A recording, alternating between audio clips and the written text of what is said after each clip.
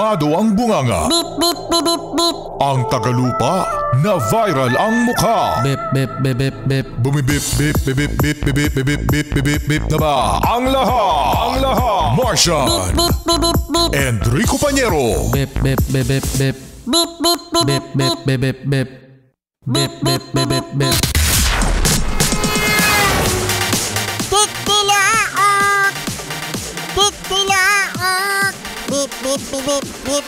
Ito na ang 101.1 Yes FM Balitang Hoy!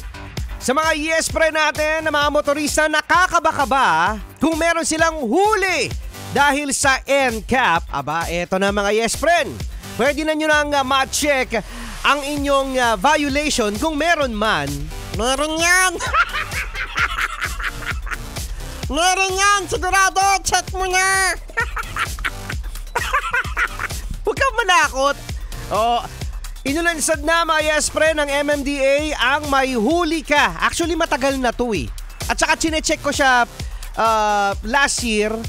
Wala na, dinown na yung website. Pero binalik ng MMDA itong may huli ka website. Kung saan mga Yes Pre, ipapasok mo lang, itatype mo lang ang iyong plate number o kaya ang iyong conduction sticker number. At dinagdag lang dito mga Yes Friend itong motor vehicle file number. Hindi ko alam to eh.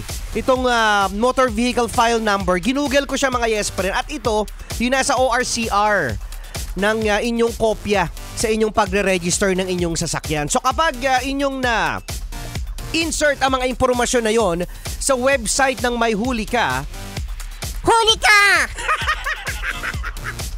May violation! Yan NCAP talaga na yan, oh! nasisiw. Yang NCAP kasi! Kaya ka nahuli! At etong malupit, Ano? merong isang motorista mga Yes Pre na taga Rizal ang nahuli ng 309 na beses na dumaan sa EDSA busway kahit bawal. Imagine mga Yes Pre, 309. So aabot 150,000 pesos daw ang kanyang penalty. Hala! Oh, Martian, baka ikaw yan. Huwag ka maingay. Huwag ka maingay. Tsaka hindi ako taga Rizal, no? Sino kaya yan mga Yes Pre na ang tapang? Imagine 309 beses na dumaan sa EDSA busway kahit bawal. Ito daw ay ginagawa niya na since August last year. 2024. August 2024. Ang nakapagtataka lang dito mga Yes Pre, nung wala pang NCAP, hindi siya nahuhuli. Siyempre! Siyempre hindi magpapahuli ng buhay yan! Buhay pa yan!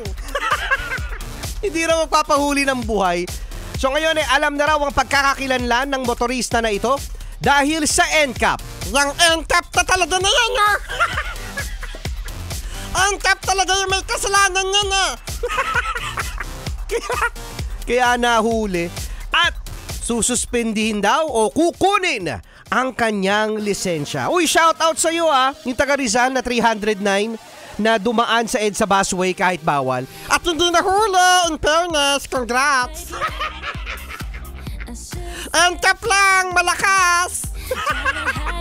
Rico Pañero, Martian! I can't pretend I